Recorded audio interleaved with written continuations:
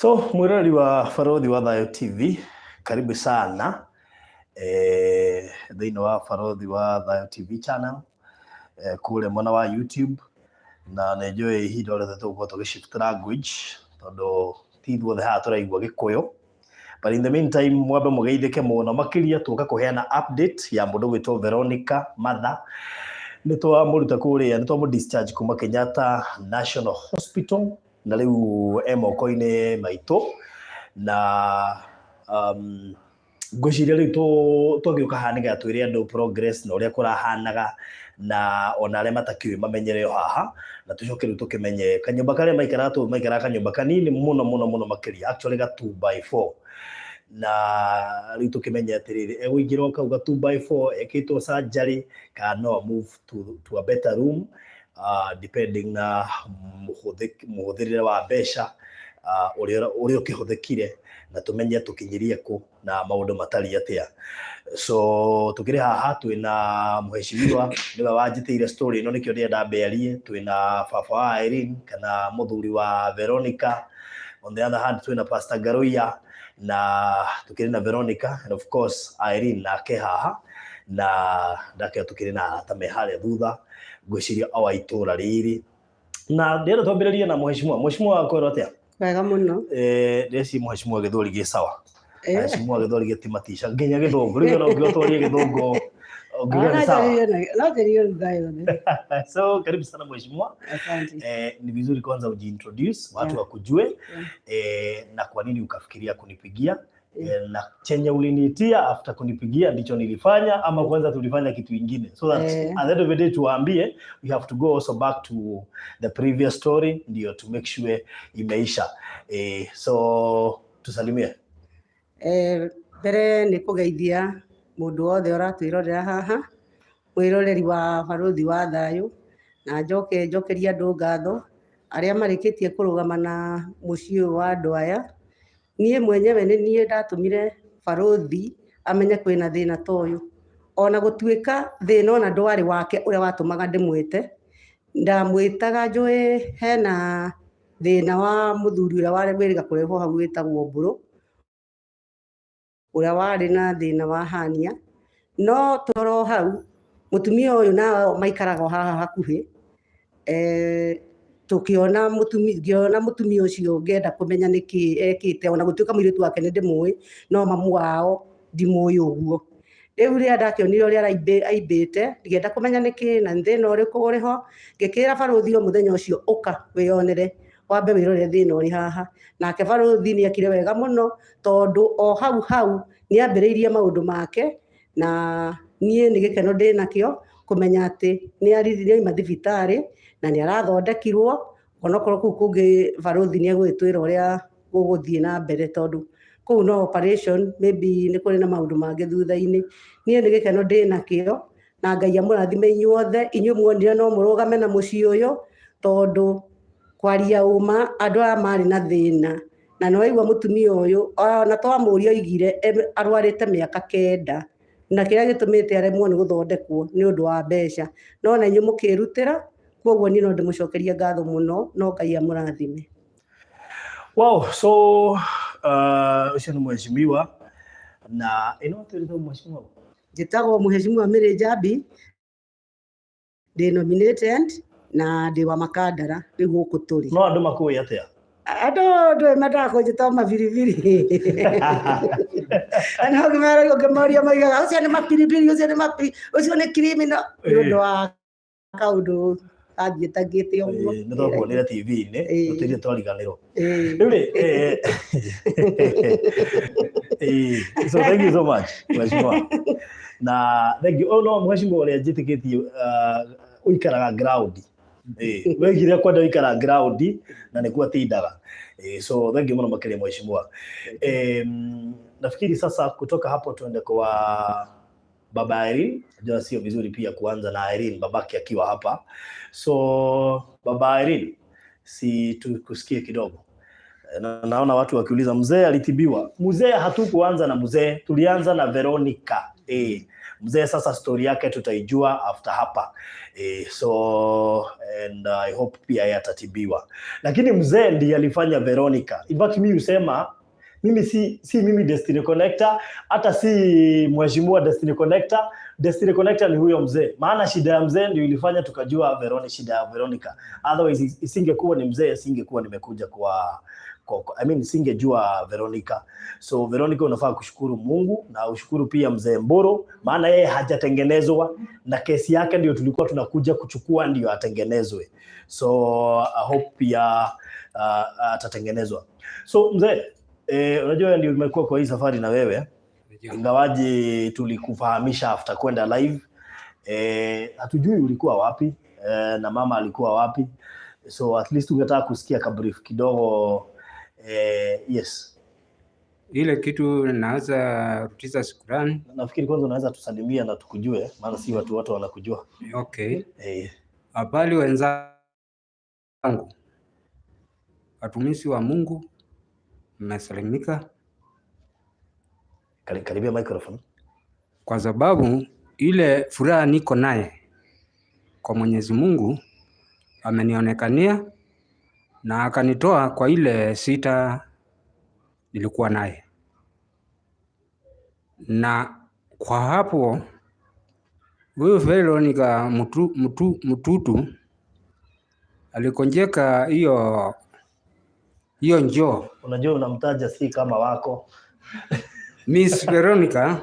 Keti juu ya kamera. Unajua umemtaja si kama bibi yako.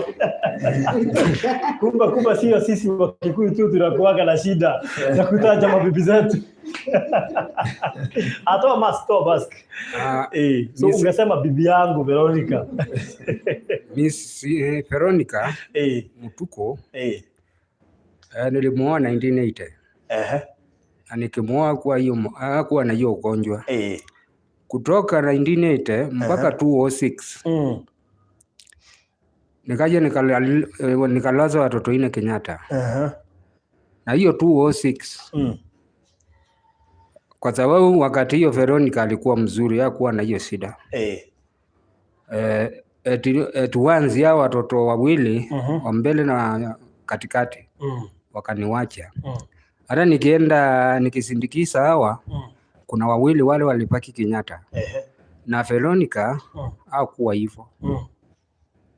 Sasa hiyo kutoka 2006. Kwa hivyo ulimchukua kama hayuko mahali. Kuwa na maupimba mahali hata mimi ninashangaa. Na nikashindwa ni vile nitafanya. Na nikaona nililie nani. Ingalau nilililia Mwenyezi Mungu. Kwa sababu yeye ndio mwenye kutuumba. Na ndio mwenye uwezo. Na ndio ako na nguvu ya kila kitu. Ni kweli. Hii mambo ya kupitia kwa giza ukifikiria utaonekana. Kuna wakati utajikuta kwa mwangaza. Kama wakati hii niko na raha mingi. So shida ilikuja mwaka gani? Shida hiyo 2006. Kabla haijamalizika, kabla nije nichukue hao watoto wengine hao walikuwa wamepaki hospitali. Sita mama ikaanza wakati hiyo. 2006.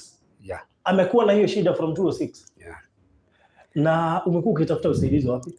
Nilikuwa natafuta usaidizi. Najua saa nyingine unakuja unatanganya unaambiwa enda kwa watu wa kupatiana ngata nini whatever nini vitu zingine. Na unatii kwa sababu unatii kwa sababu kama ni mmoja alienda akafaitika. Wapi huko? Huko Mbitine. Kwa waganga? Yeah. Umewahi enda? Nimesa wahi. Hata fulani hivyo tulikuja na mchungaji. Mpaka. Yaani hapo ndio shida ilikuwa imekufikisha. Mpaka. Ikanimbit.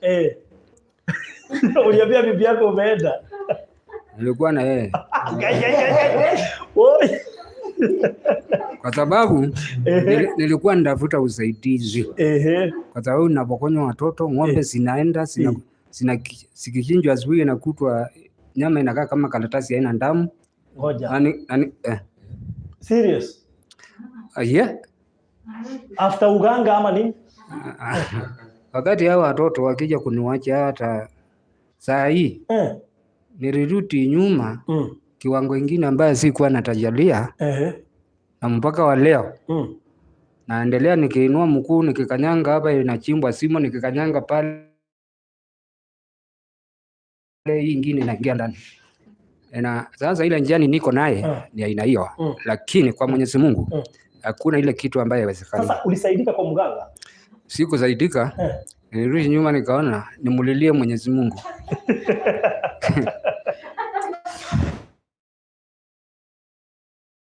Okay, wacha tu nicheke maana naona Veronica labda alikuwa amekuonya haukusikia.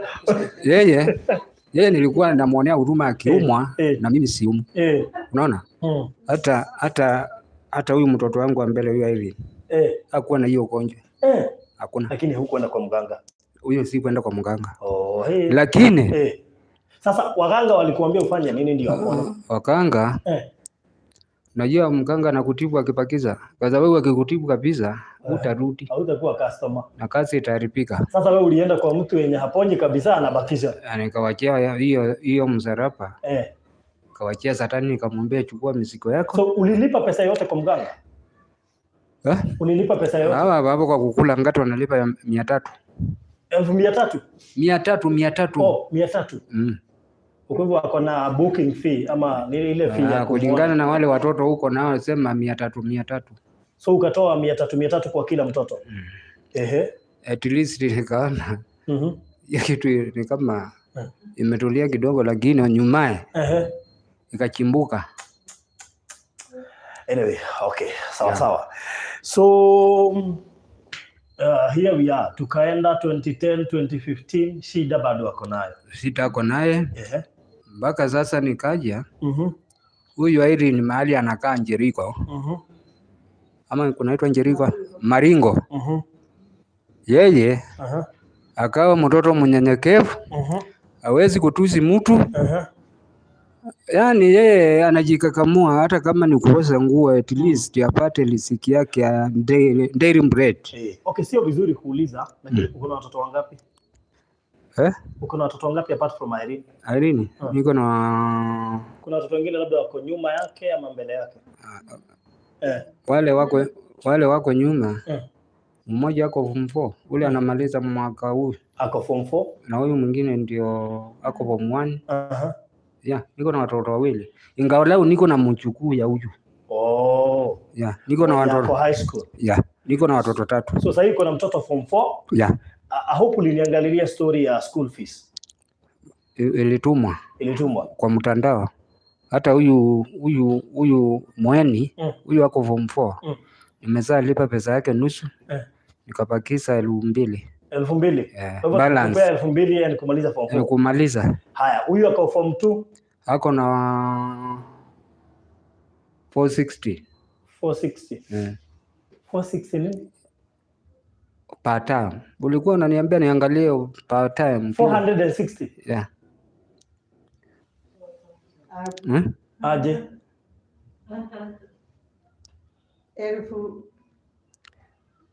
46. 46, nafikiri tutadiscuss. I need to confirm from the school. Sasa hiyo watoto niko nao hapa. Irene ako na sisters wake wawili. Kuna Angela na Kathy. Umanipoteza. Au wako shule ndio au Angela na Kathy? Huyu wako shule. Na ule yako hapa Kathy. Ndio walikuwa wamelazwa hospitali wakati hiyo. Sijui kama ni mimi sielewi ama ni. Kwa hivyo uko na watoto wangapi? Uko na watoto wangapi? 6. Hivyo ndio nilikuwa nauliza. Juu mimi nimesikia tu ni hao wako shule peke yake. Niko na watoto 6. Watoto 6. So wengine ni wadogo. Sasa hao wadogo ni huyu wako form 1 na huyu wako form 4. Good.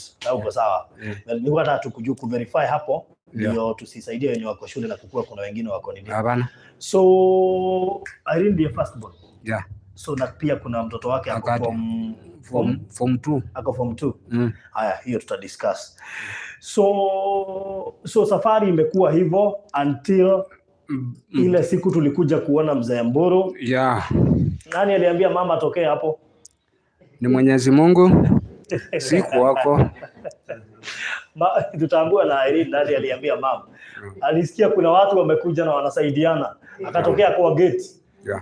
So tukaanza na yeye badala ya Mzee Mburu, lakini pia tutashughulikia Mzee Mburu after hapa. So tumekuwa safari ya Kenyatta, nimekuwa nikikutuma wakati mwingine maana nakuanga busy kidogo. Lakini Mungu ni mwema maana umekuwa ukini update. Alafu leo tukaamua kumdischarge. And funny enough, ni vizuri niwaambie, and I want to be very frank maana mimi hizi vitu mimi hufanya zikiwa straight. Isipokuwa zile gadget tulinunua zilikuwa zimecost 55,000. Na leo tumelipa 5,500 na tukalipa ilikuwa 40 something 4100 kitu kama hiyo kuna receipt. Hakuna pesa ingine tumeitishwa. NHIF imesimamia hiyo pesa ingine yote. Isipokuwa zile gadget tulinunua za kuweko hapa. Na hizo 5,500 na hizo 4,000 hakuna pesa ingine tumelipa. So with me kwa simu yangu I have 252,000. 250. Tulikuwa na backup maana hatuko na ndio maana watu unakumbuka tulijaribu kuwaambia watupee bill wanakataa. Kumbe walijua NHIF itasimamia. So we are more than happy kwa sababu tunajua hii 252 itasimamia vitu zingine. Itaweza kulipia hao wenye wako shule na pia itaweza kuwekea Irene kazi ndio maisha iendelee. Hapo ni kweli. So hiyo tutaketi chini na mama Irene na Irene discuss hao watoto wenye wako shule ndio tuweze kuwalipia. At least mtoto wa Irene tumlipie, na pia singetaka kale kanyumba ka 2x4 mama aende huko after surgery maana hapo kanyumba ka 2x4 sasa atalala wapi? So tumeamua kutafuta nyumba nyingine hapa mahali tuko just the next door. Nyumba yenye tutaweka double decker ndio mama alale chini alafu Irene na watoto wengine walale juu. Si hapo ni poa? Hapo ni poa. Hiyo ni mzuri. So alafu tulipe hiyo nyumba at least hata kama ni 5 months ili Irene akue kazi ishaanza kushika, si ndio? Hapo ni kweli. At least ile kazi tutamwekea ikue imekuwa kidogo ndio imsaidie pia. So lakini pia ningetaka tufike sasa kwa Irene. Nafikiri mzee yako sasa najua uko na furaha. How do you feel? Bibi yako ile kitu iko na naweza kumuzii roho ya ukarimu mkuwe naye na Mwenyezi Mungu amuongezee maono ya kwenda mbele. Msiwahi siku moja kurudi nyuma. Songeni mbele. Kazi ya Mwenyezi Mungu ionekane. Amen. Wow. Nimeambiwa na watu muitage Velo. Muite Veronica. Muite Veronica au muite Velo? Vero, my dear.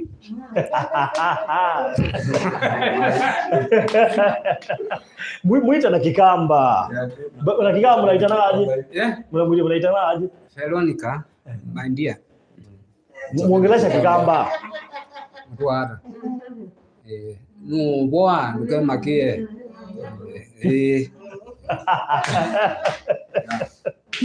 Oh, thank you so much. So Baba Irene, I'm sure sasa ile mzigo ulikuwa unaona ikiwa watu wamekuondolea mzigo na Mungu amekuondolea mzigo. Mungu ametumia watu kukuondolea mzigo. So what else are you thinking about this family? Maana ile mzigo ilikuwa kubwa umeondolewa. Ile kitu ninaanza sema. Sijui niseme na lugha gani ndio watu wengi waelewe. Kuvunja mwiko si kumaliza kupika ugali. Nimejaribiwa kuvunjwa, kuvuka, kuvunjwa upande hii, kuvunjwa upande hii, na Mwenyezi Mungu amesimama na mimi na nimeshukuru. Kama huyo ni bibi yangu, nacheka naye. Alikuwa anakaa na Nzumutu hapa kwa nasemekana ni ngori zao. Lakini mtu mzima kuja kuwa kiwete ya mtomo, hiyo ni kumaliziwa, yani ni kumaliziwa maisha.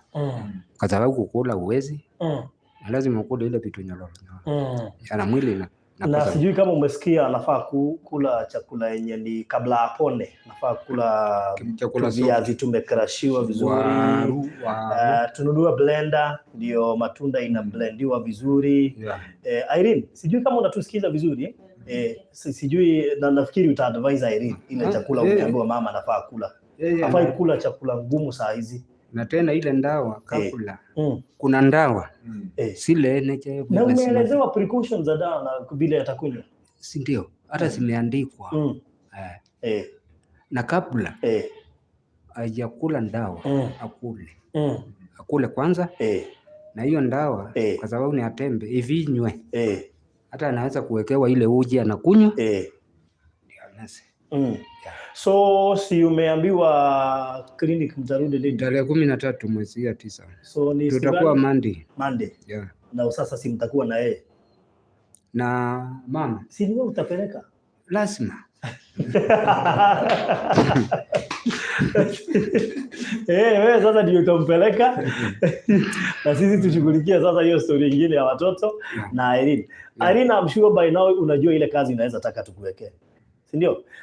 Nitaongea na mheshimiwa. Unajua mheshimiwa huwa na kibarua kwa sababu nimeona huko kwa kumshaanza kugonga tu vibanda. Sasa utatua device ni wapi anaweza weka hata kama ni green grocer ama duka at least akuwe na duka itamsaidia. Hata kama tutalipa nyumba maybe miezi 5 at least akuwe na kazi itaanza kukua na nini. So utatua device hapo. Sawa sawa. So mzee umefurahia kabisa? Kabisa. Hata ndio watu umefurahia? Nimefurahia sana, hata usingizi nitapata. Nilikuwa nimeanza kushindwa ni chakula kwa sababu sijui bibi kama atatoka theater, lakini kwa Mwenyezi Mungu anaweza. Okay. Kwa sababu niko na yeye hapa. Elea macho ya yenu. Yeah. Okay. Good. Tuende kwa Irene, nataka tumalizie na pasta. Yeah. Unajua ukichelewa na bibi amepona, hata ukilala kwa polisi juu ya curfew, utaambia polisi mimi hata nikilala huko niko sawa, bibi amepona. Imagine ukigongwa ngumi na bibi amepona.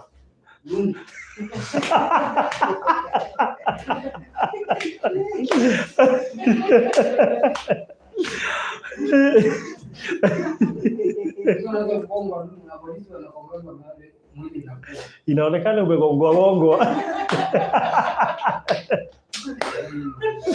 Anyway, so Irene, haya tusalimia alafu uendelee.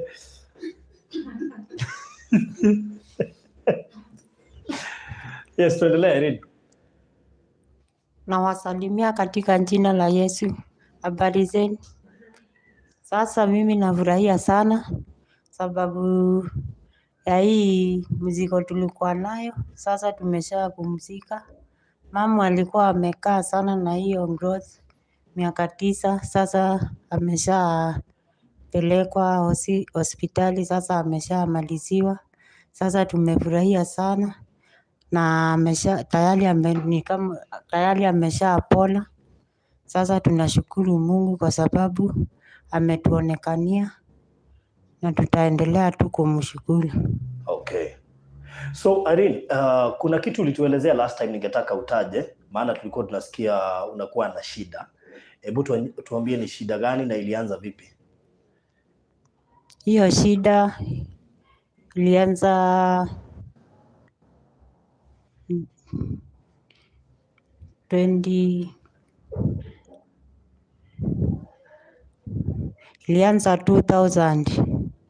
Ni success nililetewa na kazini yangu. Sasa kuanzia hapo hiyo shida sasa ndio ilinishikanga.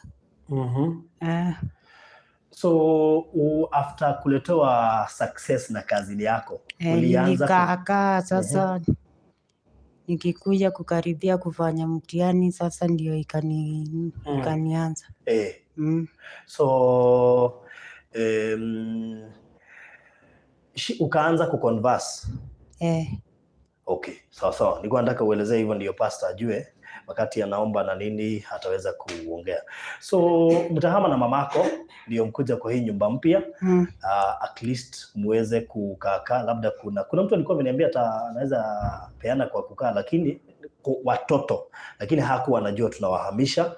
So nafikiri pia atasikia hiyo, maybe anaweza wasaidia na kitu kingine kama kuwafanyia shopping ama kitu tofauti, na anajua ataongea na mimi. So I hope Irene ulikuwa na mzigo, si ndio? So how do you feel? Sasa nasikia poa. Sababu sasa hiyo mzigo kubwa imeshaisha tayari. Sasa tunaendelea tu poa. Tutaendelea tu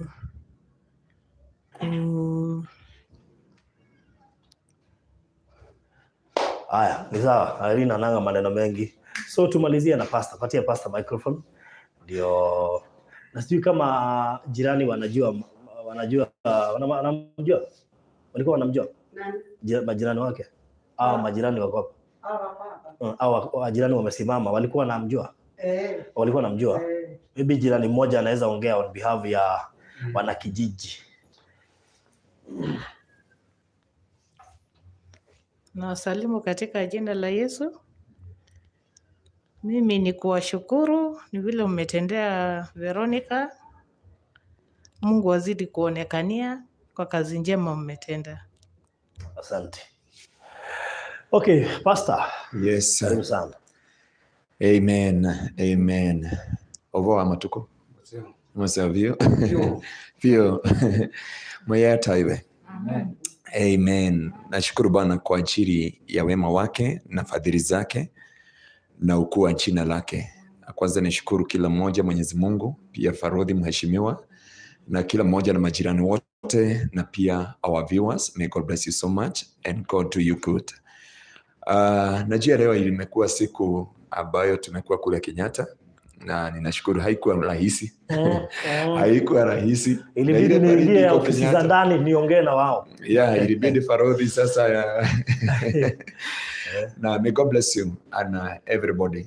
Na pia najua kuna watu nimesikia wakiniuliza hapo mmefanyaje mtoke? Si tumeambiwa turudi mpaka kesho na mtu wetu alikuwa amedischargiwa. So we have a reason to give the Lord the glory and all praises and all adoration. Hapa hatuja kuja kuchukua sifa zote, tumekuja kumwambia Bwana ni asante. Na kumwambia Bwana apokee sifa na utukufu. Nimeona mpaka marafiki wetu because nimekubali kuingia katika mtaba wa Farodhi, nimeona watu wanajeshi kule Gilgil wanasema this is nothing else but the heart of God. So God bless you from Kenyatta Battalion na wale wengine wale wako GAF. Kitu ambacho mzee amekiri hapa na ni jambo la baraka sana. Na msicheke tu, wakati mtu amekuwa desperate ama amefika mwisho aweza kutembea kila mahali. Ukisoma in the book of Matthew, Biblia inasema ya kwamba yule mama alikuwa anafunja damu.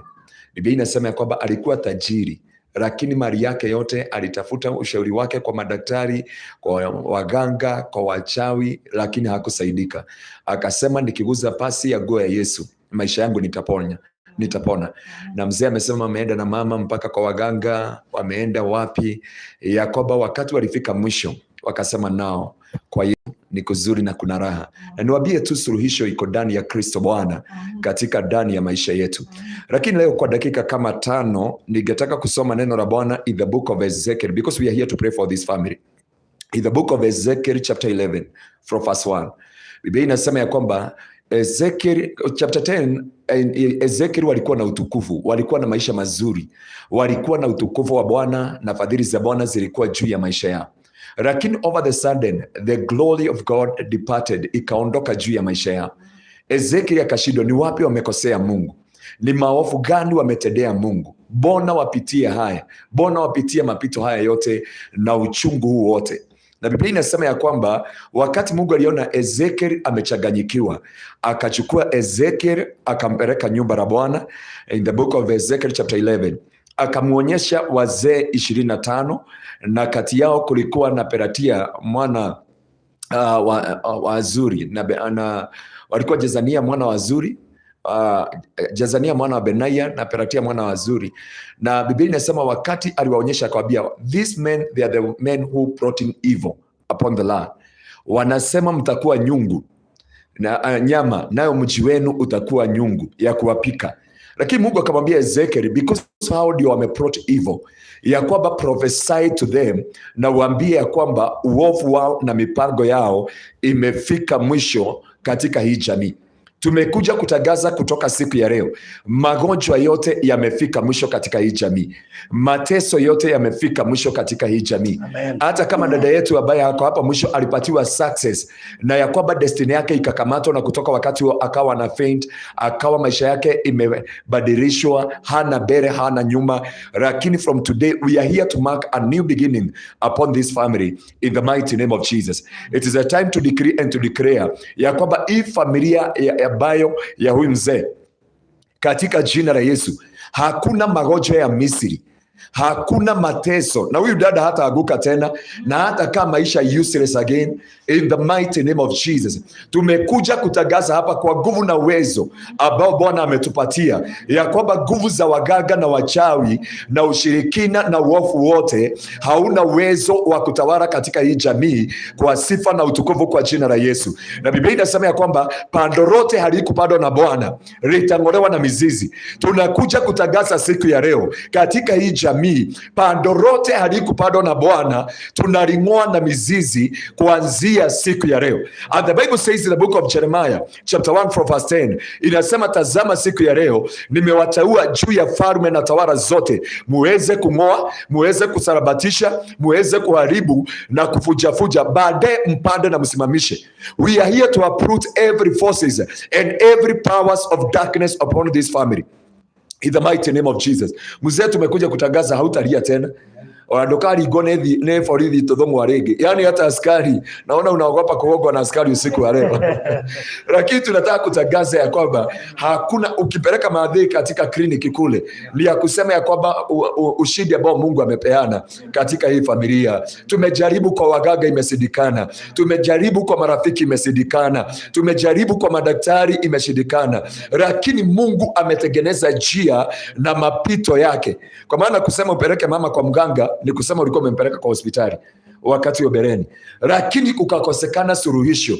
Lakini wakati Mungu ameigiria ya kwamba mkono wa Bwana utajidhihirisha, tumekuja kutangazia Pelatia na Jazania hawana uwezo tena katika hii familia, katika jina la Yesu Kristo. No evil, no wickedness forged against this family shall prosper in the mighty name of Jesus. And we are here to declare in the book of Isaiah chapter 54 from verse 17 that there is no weapon forged against this family shall prosper, and we are here to nullify, to refute every tongue that raises against this family in the mighty name of Jesus Christ. Amen.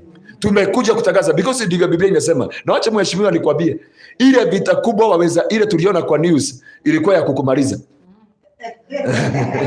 Because ya kwamba maadui wanatumia maneno. Sasa hivi tukitaka kukumaliza siasa katika eneo hili, silijui vizuri, Parodi amenionyesha leo.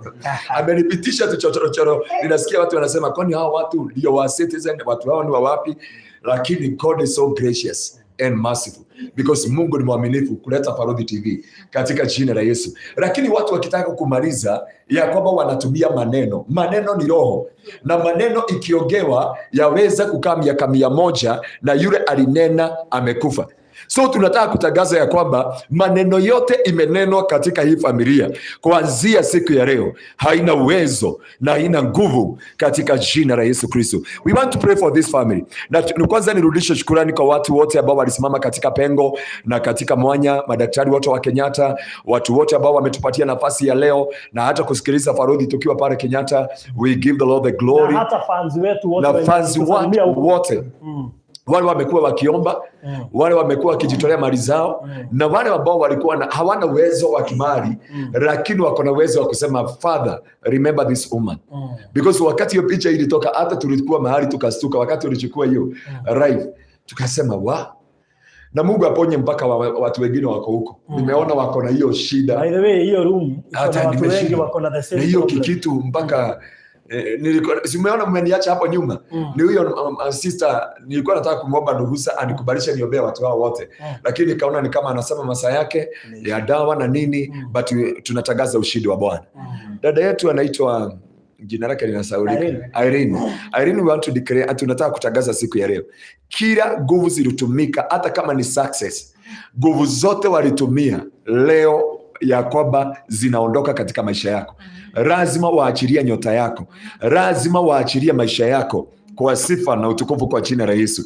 Nilikuwa nimepatiwa just 10 minutes, na so we want to pray for this family and make a declaration. Farodi, the Bible says in the book of Job, we shall decree a thing and that thing shall come to pass.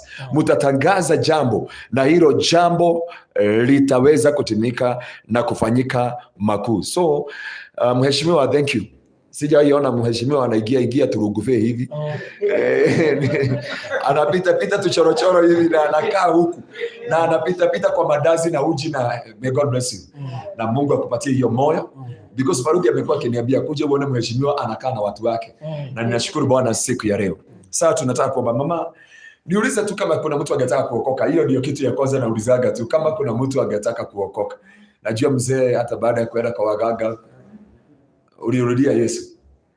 Ama unataka kuokoka leo? Nimerudia Yesu. Hallelujah. Na hata rudi nyuma kamwe katika jina la Yesu. Irene, umeokoka? To God be the glory. Wacha nituombe sasa. Katika jina la Yesu. Baba, katika jina la Yesu Kristo, tunakuheshimu na tunalinua jina lako kwa sifa na utukufu kwa jina lako Mungu wa Israeli. Ni asante Bwana wa mabwana kwa ajili ya uponyaji wa huyu mzazi, kwa ajili ya furaha iliyo na hii familia Jehova, kwa ajili ya uponyaji na ukombozi na kuondoa mzigo juu ya bega zao Bwana wa Israeli. Tunasema ni asante Mungu wa rehema. Pokea sifa mfalme wa ajabu, pokea utukufu mfalme wa mkuu, katika jina la Yesu Kristo Mungu wa Israeli. Tunatangaza Bwana wa Israeli, huu ni mwisho Bwana wa mateso ya hii familia. Huu ni mwisho wa uchungu wa hii familia Bwana, kwa sifa na utukufu kwa jina lako. Tunatangaza kwa ajili ya fans wetu my God, ukaweza kuwabariki, ukaweza kuwatendea mema, ukaweza kushindana vita kwa ajili ya maisha yao, ukawapanguza machozi, walio wagonjwa ukawaponye, waliofika mwisho ukawapatie mwanzo mpya, kwa sifa na utukufu kwa jina la Yesu. Kuwawezesha Bwana wasimame katika pengo kwa ajili ya huyu mzazi, kwa ajili ya maisha yake. Wabariki na wapanue, bariki kila mmoja, hata mheshimiwa, bariki hata Farodhi Jehova, bariki hata hii TV ya Farodhi TV Jehova, na watu wa eneo hili Jehova, kwa sifa na utukufu kwa jina lako. Na siku ya leo tunakuja kutangaza according to your word in the mighty name of Jesus. Tunataka kung'oa, kuharibu, kuangusha falme zote na ufalme wote wa giza, na kama kuna madhabahu ya kuzimu na ya waganga na ya wachawi inanena jinyume na maisha ya hii familia, we uproot it in the mighty name of Jesus. We are here to decree, we are here to declare my God, hii jamii lazima waachiliwe. Musa akamwambia Farao, hatukuachii wake wetu, hatukuachii waume wetu, hatukuachii watoto. Kuja kutangaza siku ya leo, hatukuachii familia. Raka mayata baganda, reka mayata bazuka, reka mayata baganda. Tunaangusha dagon zote, tunaangusha majitu yote, tunaangusha farme zote katika jina la Yesu Kristo Mungu wa Israeli. Na sasa Bwana, tumekuja kutangaza deliverance juu ya Irene in the mighty name of Jesus. Oh, shata baganda, kia gift alipatiwa ya success Jehova, na kutoka wakati huo akaanza kufainta, akaanza kujisahau. Tunatangaza every kingdom, we uproot your kingdom in the mighty name of Jesus. Tunatangazia ufalme hauna uwezo, uachilie maisha yake, uachilie nyota yake, uachilie mawazo yake, uachilie mwili wake. Raka bakanda bazeka. Biblia inasema ya kwamba pando lote halikupandwa na Bwana. Tunaling'oa na mizizi, tunaling'oa na mizizi, tunaling'oa na mizizi. Imaro, tunaing'oa na mizizi siku ya leo. Tunaing'oa na mizizi siku ya leo, tunaing'oa na mizizi siku ya leo katika jina la Yesu Kristo mfalme mwema. Reka mayata baganda, reka mayata bagando. Tunatangaza leo, kila ufalme umekuwa ukisimama kinyume na maisha yako, ukuachilie leo. I decree total deliverance. I uproot every kingdom of darkness. I uproot every forces and the dominion of the kingdom of darkness. From today, I set you free. I set you free. I set you free. I set you free. I set you free. ulipatiwa na your cousin, na kutoka wakati huo masomo yako ikaharibika, maisha yako ikaharibika. I decree and I declare total deliverance. I set you free. Freedom. I decree freedom from today.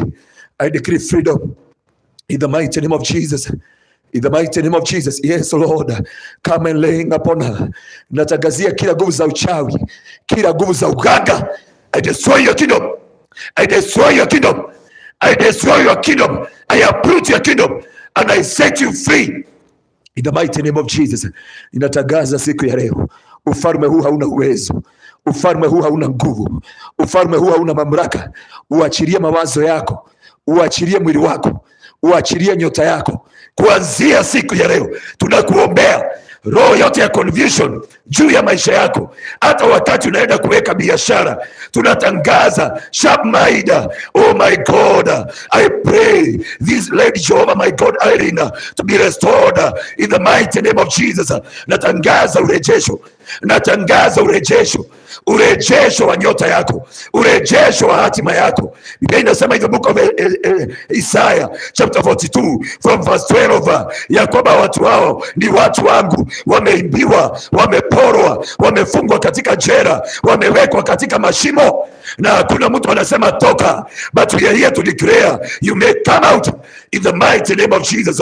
Every bondage uliweza kuwekwa juu yake katika jina la Yesu. Tunabariki hii familia ikakombolewe siku ya leo. Hata wale watoto wako mahali hapa kariba, kama kuna madhabahu ya uganga, kama kuna madhabahu ya ushirikina, inatamka majina yao. Tunatangaza leo wakaachiliwe. Tunatangaza leo wakombolewe. Tunatangaza majira mapya juu ya maisha yao. We are here to declare and to declare a new season, a new season, a new season katika juu ya maisha yao. Hata watoto ambao wako mahali hapa, walio ndani ya secondary, walio mamaliza, wote Jehova, hata wajukuu, tunatangaza ushindi na tunatangaza kibali Jehova. Hata siku ya leo tunaweka wakfu na tunadedicate ile nyumba wanaenda kuingia siku ya leo kwa sifa na utukufu kwa jina la Yesu. Ukatawale Bwana, ukatawale juu ya maisha yao. No more shame, no more disgrace, no more reproach.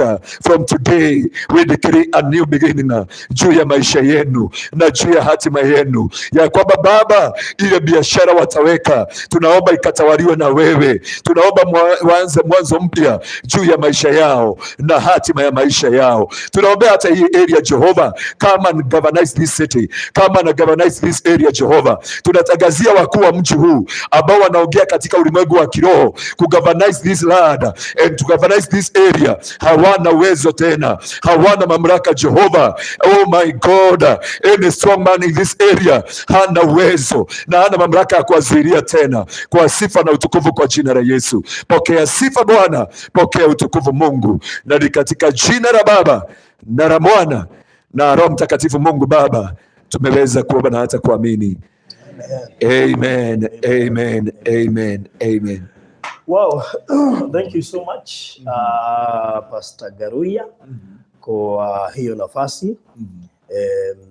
Na ulichokifanya kilikuwa cha maana kuliko kila kitu. Because some of these diseases hatujui chanzo cha hizi diseases. So na hatujui yule mganga aliweka nini. Sure. So we needed those prayers ili tuweze kuwatenganisha na uganga na mambo yote yenye huwa labda ilifanywa katikati ya huu ugonjwa na kupona kwake. So tunashukuru Mungu kwa sababu ya kila kitu. And kama nilivyosema, we did not spend a lot of money. So isipokuwa zile gadget tulinunua za 55,000, alafu huko tulilipa 5,500 na tukalipa 4,100. So tumemanage kubaki na 252,000. So out of 252,000 nataka tulipie hao watoto wenye wako high school. Kuna mmoja amebakisha 2,000 mwenye ako form 4, na huyo mwenye ako form 2 tunaweza mlipia kama mwaka mmoja. Na pia tunaweza lipia huyo wa Irene maybe 1 year or 2 years. Alafu hiyo pesa ingine itakuwa although tutadiscuss tukitoka hapa. Sitasema nitapatia nani, acha tukitoka off air nitasema ni nani nitapea with reasons, kwa sababu mama ndiye alifanya hii pesa ipatikane. Kwa hivyo tungetaka in future akuwe na shida, that is after kuwekea Irene kazi. So yeye ndiye anafaa kuicontrol mama until maisha yake ikuwe stable.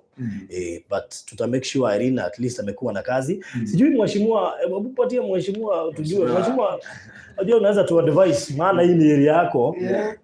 Ni kazi gani inamfaa na anaweza weka mahali kama wapi? Mimi kwa maoni yangu nilikuwa naona kama tungepata kioski awekewe stock, alafu masaa zingine okay, anaweza kuwa anauza vitu za kioski ama za duka, na saa nyingine anaenda Marigiti, anakuja na mboga za kienyeji, nyanya, nini, anakatakatia watu. At least ataendelea akiongeza hiyo stoko yake. Unajua mahali tunaweza pata kioski. Unajua uzuri sasa tunadili na mheshimiwa. Sasa sitaki atuambie twende kwa kanjo tukatafute. Wewe unajua area yako, maana unakaa ground. Mimi nakaa ground. Hakuna kona sijui. Uliamua kukaa ground kwa nini? Niliamua kukaa ground sababu watu wengine watu wengine wakipata viti wanahama. Na wakati wamehama, watu wa ground wanakuwa na shida kubwa sana. Saa nyingine kuna shida, na ni shida tu zingine hata unaweza tatua. Kama sasa leo tunaongea. Mimi pahali nakaa, naambiwa unaona ule msichana ule msichana anakaa kwa nyumba peke yake. Sijui ni kama hana wazazi na anasoma za Ulimoyo. Nikajiulizaje kwa nini? Nikataka kufuatilia. Mtoto wa msichana akaniambia alikuwa anakaa na mtu mwingine wa kwa mwalimu, sijui ni wa Queen's. Kuna secondary hapa, sijui ni Huruma. Na yeye na amekombolewa hiyo nyumba ndio atokange karibu, sababu alikuwa anakaa kwa kina huyo mwalimu. Alikuwa anatoa fare mingi sana. Na saa hii amefukuzwa. Mimi mwenye kuniambia kaniambia, unajua nini? Unajua analanga chini kwa mattress. Hata shule amefukuzwa. Ati yule mwalimu sijui ni kama amenasaidia watu wengi, sijaelewa hapo. Although nimeona nitafuatilia kwa huyo mwalimu. Nikasemaje, mtoto kama huyo kusema tu ukweli anaweza kuwa anakosa chakula, analala chini, na mimi niko hapa. Mimi niko hapa na mimi sijui. Nikaita huyo mtoto. Sasa hiyo kesi nataka kuifuatilia. Mimi najitolea. Watu kama hao mimi nijitolea. Ile mshahara yangu ninapata. Ile pesa yangu ninapata. Mimi lazimanga ninakuwa na watu kadhaa ninasaidia. Na hata majirani wanajua. Hata school fees. Nilijua wewe. Unajua umekuwa ukisupport kila kama kwa Virginia sijui umetuma pesa almost 100k. Because every time niko hewani unatuma. Nikienda kwa Alice unatuma. Nikienda wapi unatuma. Hata kwa Kameme social media mimi hutoa. Sasa makesi kama hizo. Unaona mtu mwingine tuseme ni kama hiyo shule. Unaona mtoto aendi shule. Lazima utake kujua kwa nini huyo mtoto aendi shule. Mimi si mmoja ama wawili. Nimetoa huku chini huku hivi. Na ninaenda na nunulia mtoto shule uniform na ninampeleka shule na anamaliza form 4. Naye Mungu atanibariki. Abariki mpaka watoto wangu. Nitembea na wewe siku nyingine nikaona venye unaitishwa basari. Mpaka cha lazima. Mimi wapi na hauhami mpaka kwa MCA wengine. Sasa hata nikihama, hebu nikuulize, mimi ninaweza hama, lakini mimi natakanga pahali mimi nitakaa na watu wangu, watu tumezoeana, watu hawatasikia aibu hata wakiniambia shida zao. Wengine hata nikiangalia mtu hivi ninaweza jua shida yake. Mimi kuna kitu moja nimeamini. Kila wakati ukuange ukijua hii wiki nimesaidia mtu fulani, hii wiki ingine nimesaidia mtu fulani. Na ndio sababu mimi Mungu ni bless. Na si mara ya kwanza mimi nimejipata hiyo assembly mara 2. Na ukiangalia hata watu wananisaidia, unaona ni Mungu. Mungu anahakikisha bado uko huko. Mimi kukaa kidogo nasikia wewe kwanza unatakikana. Hebu leta ID yako. Nenda ufanye wewe umefanya kazi mzuri sana. Maana yake na mimi kwa ground Mimi kazi yangu ni ya siasa, mobilization. Ukitaka kusimama, mtu hata anasimama, anajuanga mimi. Anajua cha muhimu zaidi ile kazi unafanya ya kusaidia ndio hukutetea. Mimi nikisaidia mtu mimi usikianga raha yani. Kwanza nisaidie tu mtu nione nimefaulu. Kama sasa Mboro akisaidika, tutaje kuhusu Mboro ndiye alifanya huyo asaidike. Kabisa. So tunataka sasa kuchukua kesi ya Mboro. So ulisema Mboro anahitaji pesa ngapi? Mboro alikuwa anahitaji so 2. 200,000. Unajua ile pesa amepata lazima akona kitu kama 50. Juzi nimetuma 10,000, kuna mtu alituma akaniambia nigawie Mboro. Tutajua tu sababu nimekaa sijamuuliza. Otherwise mtu kama huyu akisaidika na mimi Farodhi naona mnafanya kazi nzuri. Thank you. Mimi nikiona mtu amesaidia mtu na mimi kama sijasaidia mtu imagine mimi sikisikiagi raha. Sisikiagi raha. Natakanga tu pale naenda naona nasaidia. Yes. So thank you so much. Najua after kushughulikia hawa maana tushamaliza. So izone hiyo sasa ku discuss mambo kadhaa je hiyo pesa imebaki and then tuingie kwa Mboro. So nataka ikiwa sijui kama uko na namba ya Mboro. Niko nayo. Maana najua itaendelea kuingia pesa. So nataka upeane namba ya Mboro ndio watu waendelee kutuma. Ndio ifike 200. Nataka Mboro by next week tumpeleke Doctor's Plaza. Si alikuwa enda Doctor's Plaza. Maana Mboro ndiye alifungulia Veronica mlango. Ikabidi Veronica asaidiwe mbele ya Mboro na Mboro ndiye alifaa kuanza. So now that Veronica discharge, nataka tupeane namba ya Mboro na nyinyi fans wangu maana nyinyi fans ndio mmefanya Veronica akaingia hiyo hospitali na akatoka. Tuendelee kutuma pesa. Ikifika 200 tutaingia huko tumpeleke Doctor's Plaza na atibiwe na pia tumtoe tuingie kwa kesi zingine. So tupe namba ya Mboro. Namba ya Mboro ni 0720 90 92 85. 0720 90 92 95. That is 0720 90 92 85. Inatoanga jina gani? Sasa tuwezi kumbuka hiyo jina ingine lakini kuna Mboro. Gerard Mboro. I think kitu kama hiyo. Lakini namba ni hiyo. Namba ni hiyo. So inatoa Gerard Mboro. Nakumbuka nimetuma juzi so at least I can remember. So I believe before ama by Tuesday nitakuwa nimekuja ndio tufanye hiyo nini ya haraka and tumpeleke Doctor's Plaza. Najua itakuwa furaha yako maana mimi nitafurahi sana. Nitafurahi sana. Na mimi naombanga. Naombeanga Mungu. Mtu yeyote ujitorea. Hata kama umeingia social media. Na uone hapo kuna kakesi. Mimi ile kitu niko nayo hata nikuwe tunafanya hata ni ile nikuwe ile pesa niko nayo hata ni ngapi mimi utoa. Na mimi nimeona miujiza ya Mungu. Mimi ninaweza toa leo na ikifika siku 2 ninaona Mungu kuna kitu amenifanyia. Wow.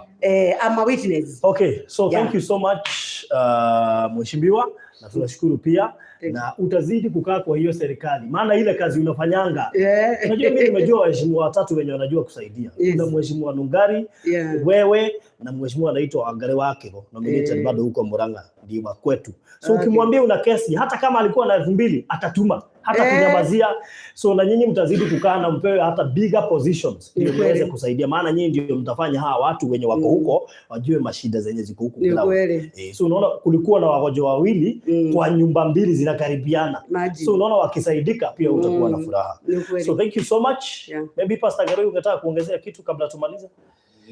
So mheshimiwa, God bless you so much. Na tunashiriki kule, tunatakaga washirika kama nyinyi kule kwetu. Tunamtumikia Mungu. So kile ambacho nimeona watu wamefurahia sana na ni vizuri Mungu akapokea sifa na utukufu kwa jina la Yesu. Amen. Na ni vizuri kufanyika daraja. Na kuna kitu uliongea tukiwa pale Kenyatta masaa asubuhi. Unajua tulitoka Kenyatta asubuhi na tumetoka huko na jioni kabisa. Hata hatukufanya show ya leo. Hatukufanya show ya leo.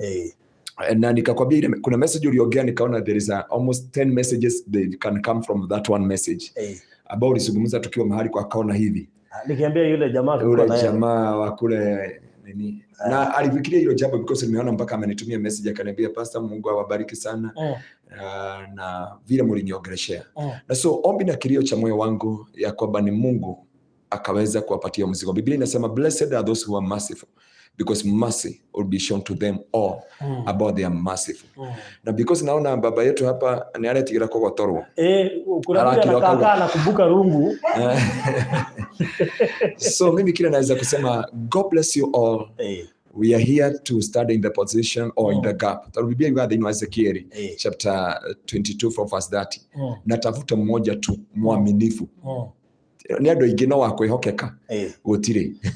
Rĩu natafuta mmoja mwaminifu. Ona MCA twĩna ingĩ mũno, twĩna mbunge ingĩ mũno, no ti ehokeku. Aigua ciake handũ ha kũrĩa cia mũingĩ nĩ ciake araruta kaneana. Kiu nĩ kĩrathimo. Baruthi mũndũ wothe tani agatua matua maya gwe atĩrĩrĩ, he mũcara ũrĩa wothe nyitaga nĩ kũrĩ andũ ngwatagia ngwatio kwĩ Ngai. Rĩngĩ he ũndũ ndĩreka, he andũ ndĩranyitanĩra, na he ũndũ ũrĩa ũngĩ ndĩreka mbere ya Ngai. Na ũndũ ũcio nĩ ũgakorwo wĩkĩrĩrĩkano maitho-inĩ ma Ngai. Na Biblia ĩkauga atĩrĩrĩ, nao andũ magĩkora Petro hĩndĩ mũndũ gwĩtwo Dorcas ahurũkire, makĩmwĩra mũndũ to ndagĩrĩire gũkua. Nĩ atũtumagĩra maburana.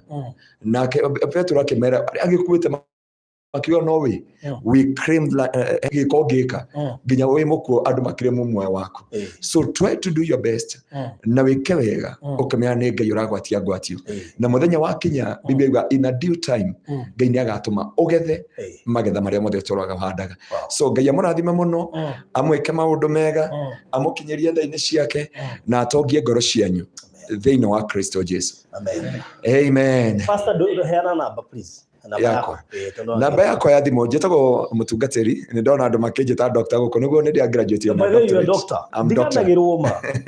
Ndona andũ aingĩ makĩnire kĩmbica cia gwĩta pastor, we know you are doctor, you graduated. Yeah, I'm a doctor, Anthony Garoya from Kingdom Seekers Glorious Kitegela. God bless you so much. Namba yako ya thimũ ũngĩenda kũnyita nayo nĩ 0710 180 200 0710 180 200. Okay. God bless you so much. Thank you so much. Acha tuachilie Veronica aende akapumzike, maana najua amechoka, lakini cha muhimu ako na furaha. Hata kama amechoka ako na furaha. Maana ile mzigo walikuwa nayo. Veronica, ni vile najua huwezi ongea, lakini waambie tu kimoyo moyo. Hata kile kimenifurahisha ni akitoka Kenyatta ni kama alikuwa anakimbizwa. I think huko kulikuwa kumemchokesha. Hata nilikuwa namwangalia ati ninamgojea, namuona ako mbele na mzee ameenda sana. Hapo anataka huko. Ulikuwa unakaa chini mpaka asubuhi. Ana remember nguo yake ilikuwa imeanguka kwa dirisha. Nikaona Farodhi anafungua dirisha mpaka mama mwingine anaambia Farodhi tusaidie kuokota. Unaona nguo ilikuwa inamtoroka ndio akae huko. Haikuwa inataka utoke. Wakati tumeenda kutoka kwa gate na shida huyu ni mgonjwa ametoka operation na anaenda bio. Kumbe hivi hapo anataka hakuwa anataka huko. So we thank God ako nyumbani na nimeona nyumba ni smart sana. Iko na tayari wanajia. Si mheshimiwa umeona bila iko na joto. Sio kama mahali pale nimeingia mpaka nikastuka. Yakoba, Mungu awabariki sana. God bless you so much. May God do you good. Na Mungu awatendee mambo makubwa. Asante. Kwako Farodhi. Thank you so much. God bless you. Veronica, upone kabisa. Monday mtaenda clinic, mtakuwa mkini update venye mnaendelea, lakini najua kila kitu itakuwa sawa. The beauty thing na kitu ningetaka kuadvise watu, najua hata mheshimiwa huwa anaambia watu wachukue NHIF. NHIF imecover more than 3/4, not even more than 3/4, almost the whole amount. So ukiwa na NHIF mambo yako inakuwa rahisi. So watu wachukue NHIF na walipie. Because kulipia ni 500 peke yake. Na unaona kama hangekuwa na NHIF hiyo pesa yote tungewaachia. Hata mbona umechukua? Very good. So kila mtu akuwe na NHIF, maisha itakuwa rahisi. Na mtu ambaye ako na mzazi amefikisha from 50 years, awachukulie tu. Yes, exactly. Wazazi wachukuliwe tu. Enda hapo tu mwogene MCA wa kwenu ama ofisi yote, because wazazi unaona kuna baridi kuna nini. Ni vizuri. God bless you. So thank you so much. God bless you.